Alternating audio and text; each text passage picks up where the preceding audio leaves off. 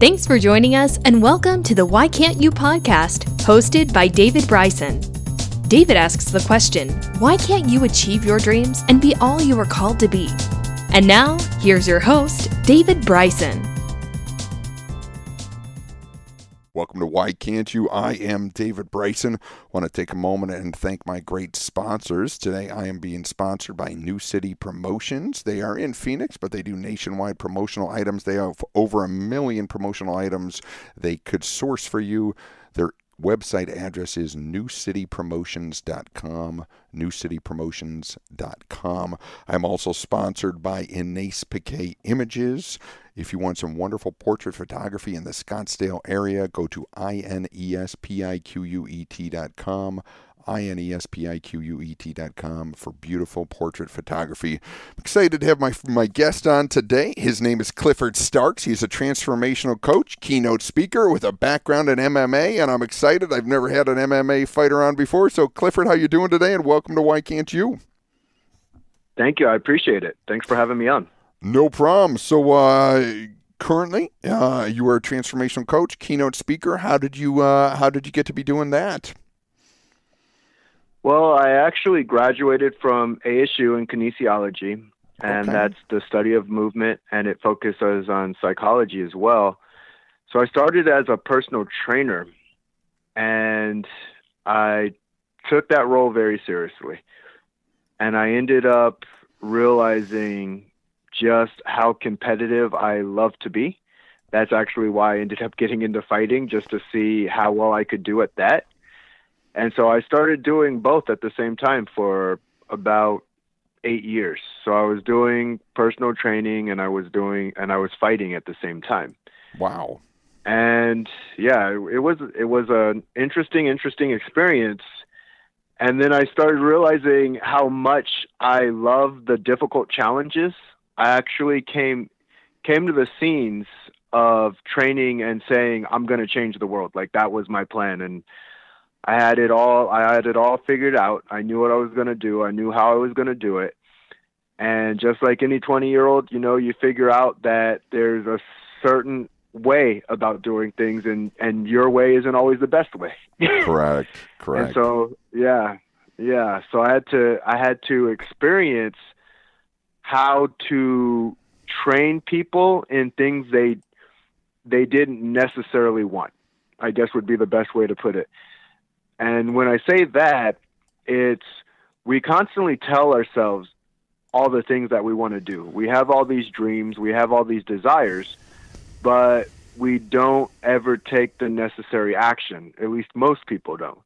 It's as funny as when you take an individual and they say they have a New Year's resolution, most people don't follow through with it. Correct. They're very good at saying it. They're very, very good at saying it, but the follow through, it just isn't there. And that's where my career as a fighter and as a coach, I just started seeing, like, okay, there's something here. Like, there's something psychological behind why certain people don't get to where they need to go. Right. And so even as a fighter, I got to see a lot of people don't make it to the big leagues. Like, it looks like anyone can be a fighter. You just punch each other, and it's a lot more than that. So I got to see people. Oh, go on. Yeah, no, I was going to say, so let's talk about your fighting journey. So, tell me about your first fight. How do you even get your first fight in MMA fighting? Well, my first fight was a local promotion. It was a place called Rage in the Cage. Okay. And I fought a kid who actually retired after he fought me. So I beat him up pretty good. Right. I ended up breaking a couple of his ribs. Wow. And I broke his orbital. And that was an untrained fighter. Like, that was me as an untrained fighter because it was my first fight. And after that, it was actually harder to get fights. Like, it became more and more difficult to get fights. And realizing, like, the psychology behind stepping in that cage is huge. So anyone who's willing to do it, I respect them, because it's not easy to do. No. It's the same thing as when a person says, I'm going to lose weight. Well, you don't lose the weight and everything, like it's not the end of the world for you. You're like, okay, I didn't lose the weight.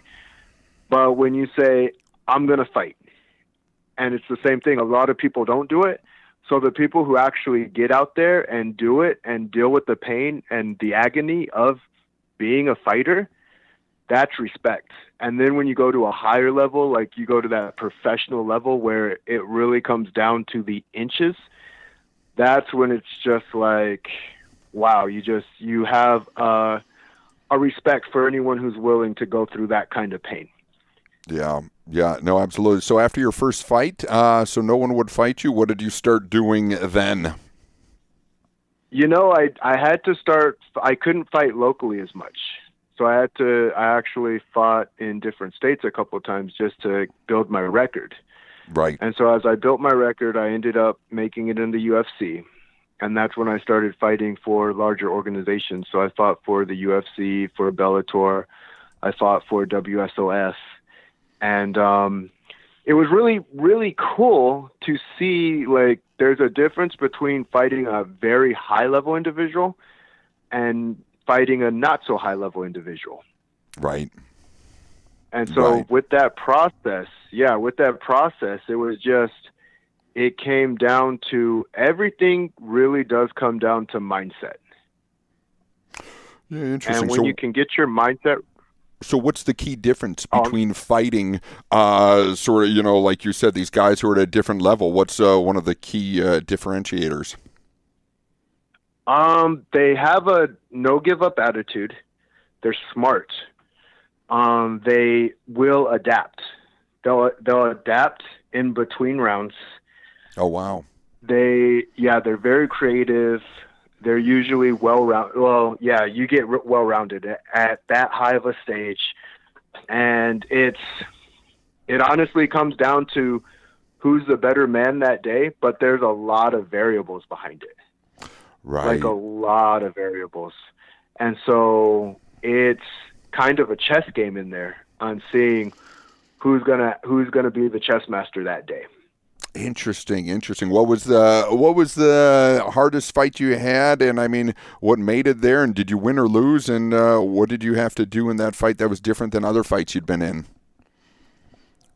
I wouldn't say there was one that was necessarily harder than another. They were all just different with different learning experiences. Right. One of the most unique fights I had was, this guy actually fought for the title a couple of times, Yoel Romero. Okay. And the reason he was very unique is because he could explode in places that I wasn't used to seeing people exploding in. And so he ended up catching me with a flying knee. Yeah, and I felt good in the fight. He ended up catching me with a flying knee in a position that I didn't think he could throw it at. So wow. It was just like, it was a learning experience. Some people are just God-given super athletes, and he's one of those super athletes. And, I would have loved to fight him again, but unfortunately it didn't happen the way that I wanted it to. Right. And he caught me, and it was a learning experience. You shake it off, you get back up, and you go back to work. So as you're continuing your career in the MMA, are you hiring a coach now? Do you have a coach? Are you sort of being self-taught? What's sort of helping to take you to the next level? Well, I always had a coach. Okay. And I think that's another thing. Like, one problem people have is they don't invest in themselves enough. Right. And so the first thing I did was get a coach. And when I felt my first coach wasn't good enough, I just found a better coach. Okay. And that's what it comes to. Yeah, that's what it comes down to. What separates, two levels of coaches, just out of curiosity? The way they respond to their fighter, what they see as a coach, and it's really, they say the devil's in the details. Yeah. So those small little details where you say, okay, move an inch here or an inch there. And most people, like, you'll hear people talk about how they know everything.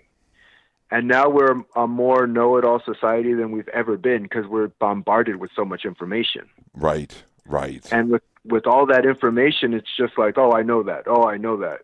Well, if you know it, it's like if knowledge was enough, then everyone would have six packs and be millionaires. Right. Right. You know, and it's like, yeah, the devil's in the details. Like, do you really know it? And you're never a finished product. You're never completely done. And that's where I'll have people who will try and challenge me sometimes, and I'll have to show them the difference between what the inches really make. The inches make a very big difference.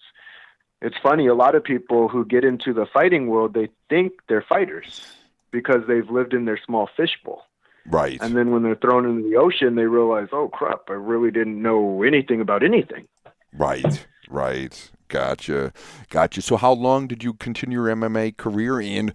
I mean, we were talking about, hey, there's different things that keep people from getting, to like the top of the profession. So did you have blocks that kept you from going on, or what was your sort of road to retirement in that? And what's the greatest lesson you took out of your time in MMA?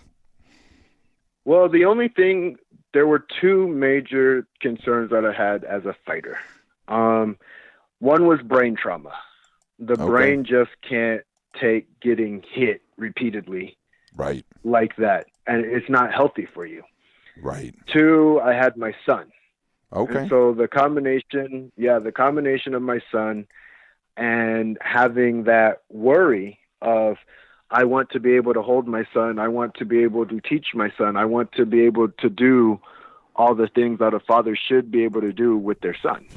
Yeah. And that's where I had to make a decision, and I decided, okay, I'm going to back off, and I'm just going to take a little bit of a different path. Yeah, I got you. Now, were you able to what was the greatest lesson you learned in 8 years of MMA fighting, and can you apply that to what you do today? Yes. Yeah. The greatest lesson to MMA and to anything in life is resilience. Okay. I don't know. Am I allowed to cuss on your podcast? No, you can't. It's clean. It's clean, Clifford. Keep it clean. I will keep it clean. But I'll say not giving an F then. Okay. Okay. Fair enough. And that's what it comes. Yeah, that's what it comes down to.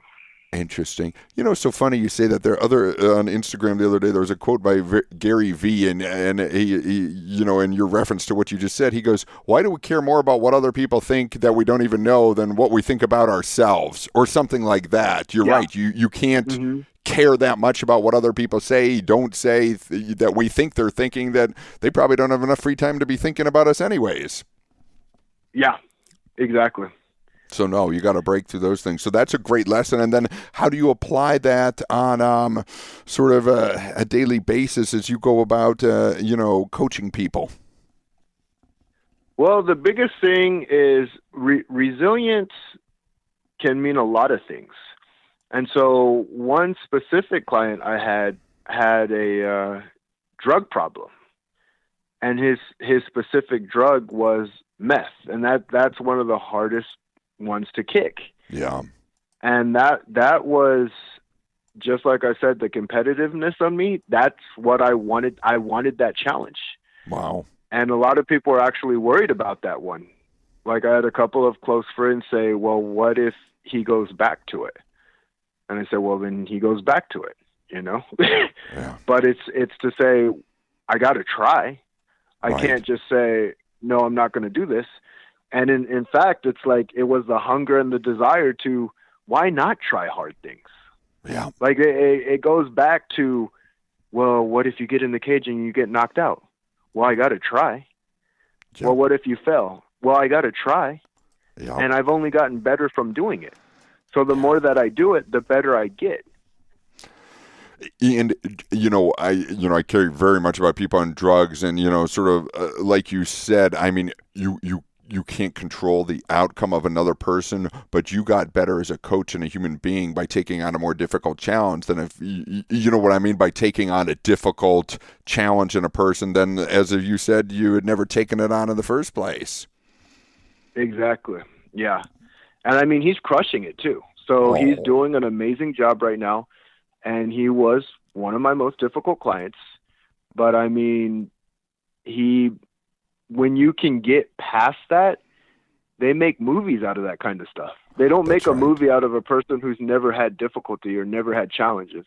They make movies of the people who had a challenge and overcame it. Yeah, very well said. Very well said. So you were still training, like physical training people throughout your time as a fighter.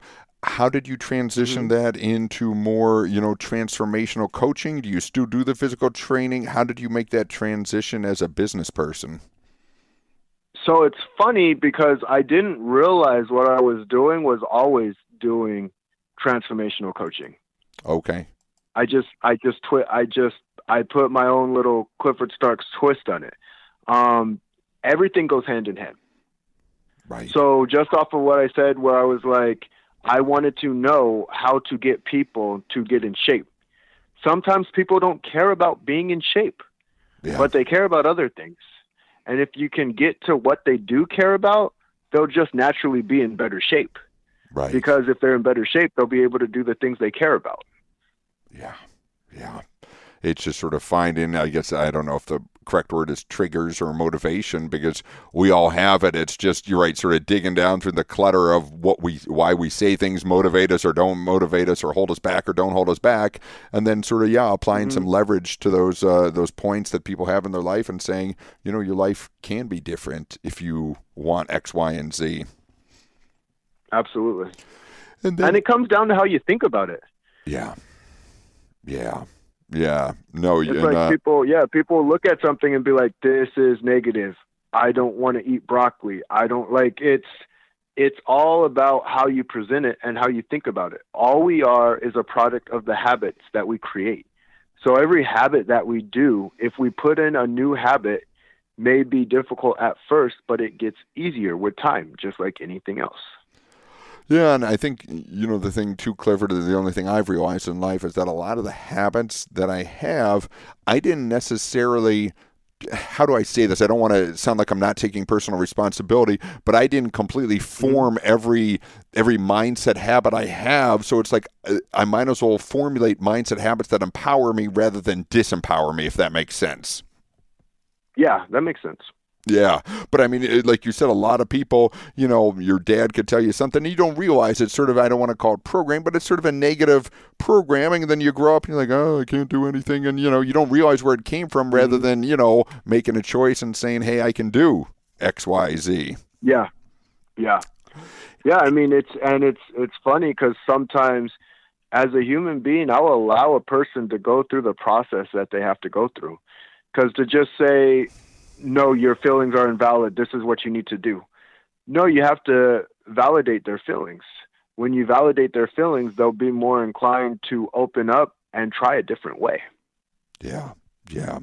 And then, so I know a lot of people who are coaches. I'm always interested in the entrepreneurial aspect of it. Where do you find people that want to be coached on maybe, maybe not going to the gym with you, but changing their life? Where do you, how do you get into business when you hang out the transformational coaching shingle? I say people create their reality more than they realize. So if they want certain things in their life, they'll start seeing those certain things in their life. Okay. Yeah. And so mine is, I actually have one coach who became a very good friend of mine. And I'm actually working with a guy under Maestro. His name is Justin Burns. And it's like when you're ready to make the transition, everything is going to come in place for you on what you need to do. Oh, yeah. Yeah. And it's interesting, going back to what you said before about everything is only a matter of inches. Recently, my wife and I, we went to Tony Robbins' Unleash the Power Within, and they were talking about that the difference is so small. They even called it a 2-millimeter difference. Just that's literally how much you need to pivot or shift your focus or do something a little different to get the results that you want. Oh, absolutely. Yeah, absolutely. they equated it to, I don't know if you've played golf, Clifford, and I have. I wouldn't call myself a golfer, but just when you strike that ball at 100 miles per hour, if the club face is off by 2 millimeters, it's going to drastically affect if that ball is going straight down the fairway or it's going to, hook right or curve left. Mm-hmm. It's very true. Yeah. So transformational coaching, keynote speaking, tell me about your foray into that, and what do you talk about when you do keynote speeches? It really is a 5-step process that I go into depth and into detail on. And my message is about greatness within. Be the greatest version of yourself. Okay. And with your podcast, your podcast title is very similar to what I speak on. It's about why not you, but you have to take on the difficult challenges. And the thing is, when a person takes on the difficult challenge, they never regret it. They never regret it. And it's you put in 100% effort, and then you can fail. Correct. But if you fail, you're going to get up and you're going to try again because you put in that real effort. See, part of the problem is people don't put in 100%. They'll put in 80% or put in 70%. And so when they fail, in their head, they can say, well, I didn't try that hard anyway. And then they go try something else at 70 or 80% and do the same thing over and over again. When you put 100% effort into something and you fail at it, you're going to get up and you're going to tackle it again because you put your heart and soul into it.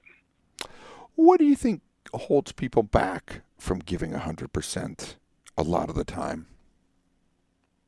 It's scary. It's things that they're creating in their head already. See, you have to fail. That's the funny part of the process. If you're giving 100%, you're going to fail, especially if it's something that's difficult. So how do you create your safety net? You just give a little bit less. Oh, and when you give a little bit less, it's not so bad anymore. Yeah. Not realizing you're creating your own trap to your failure. That's where real failure happens. When you just give up, when you stop. That's why as a coach, they need me in the process. It's in them, but they do need me. The same thing is true is when I'm by myself, just as you said. What did you do as a fighter? Did you get a coach? I absolutely did. I needed my coaches. I couldn't have done it by myself. Yeah. A team can do a lot more than an individual. And that's hard for people to swallow sometimes. But it's the truth. Because a team is going to propel you to new heights. They're going to make sure that you have faith when you don't want to have it anymore. Yeah. And so we're in this individualistic society of me. But what they don't realize is the people at the highest level, they have a team behind them. They have other people saying that they can do it. And it starts with them. It starts as an individual. They have to have that belief. But they'll start seeing certain people trickle into their lives and realize, wow, I'm not by myself. Yeah. And that's when they take action with those individuals, and that's when they start moving and propelling. Yeah. No, very well said. Very well said. So what's been your biggest challenge in life, and how would you say you overcame it, Clifford? Was it getting into MMA fighting, staying in it? Was it, going into coaching? Was it having a son? What was your greatest obstacle to overcome? One of my hardest obstacles was accepting that I was going to die. Okay. And I accepted that. Yeah, I had to accept that at a very young age. I had a grandfather of mine pass away, and it was really, really scary.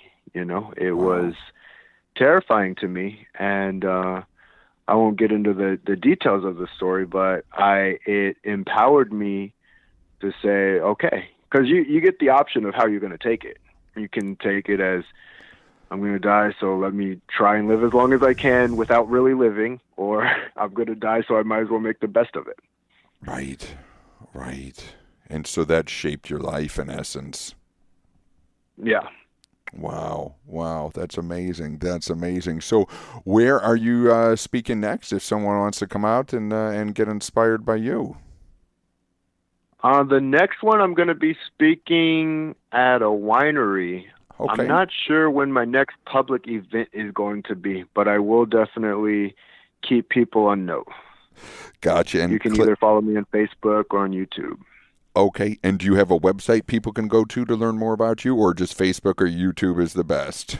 Yeah. My website is cliffordstarks.com, so it's pretty simple. Nice. Yeah, Make nice. it easy for them. Yeah. And that is CLIFFORDSTARKS.com. And Clifford, what would be if somebody's sitting at home and they're saying, why can't I get off the couch and try to start achieving any dream I have? What would you say to them? Well, the biggest thing is it all starts with an intense thought. It all starts with the intense thought. The Secret had it right there. But it's so intense that it forces you to take necessary actions. Even if it starts as small actions, you have to believe you're capable first. And even if it starts with a small capability, just something small. It can be something tiny, a little bit of light. Go towards it. Go towards it and don't be afraid of it. I like saying, fear is nothing more than a tester for us. And if we can overcome it, it's not so much I'm afraid of the fear, it's more the fear's afraid of me now. I'm shining bright. I'm shining in my light. I'm doing the things that I can do. Because everybody's capable. And that's what I love about being a transformational coach, is I remind people of the greatness that they have in them and get them to act on it. Yeah, and that's what I like about you is, you said you just try to help everybody be, maybe I'm not quoting it right, but the best person that they can be, or the best version of themselves. And I mean, really, that's all anybody can ask for at the end of the day, isn't it? Mm-hmm. Yeah, absolutely. Good for you. Good for you. Well, that is Clifford Starks. I am David Bryson. If you love other great guests like Clifford and other ones that I've had on, please go to iTunes, subscribe, rate, and review. And Clifford, I'm going to give you the last word to my Why Can't You listeners. Keep doing great things. You know it's in you. Look in the mirror, take responsibility, and make your life the best life that you possibly can. That is awesome. That was Clifford Starks. You can find him online. And Clifford, once again, can't thank you enough for being on the show. And I will talk to you soon. Thanks for listening to this episode of Why Can't You? You can check out any podcasts, vlogs, and blogs you have missed at davidbryson7.com. Until next time, keep asking yourself, why can't you?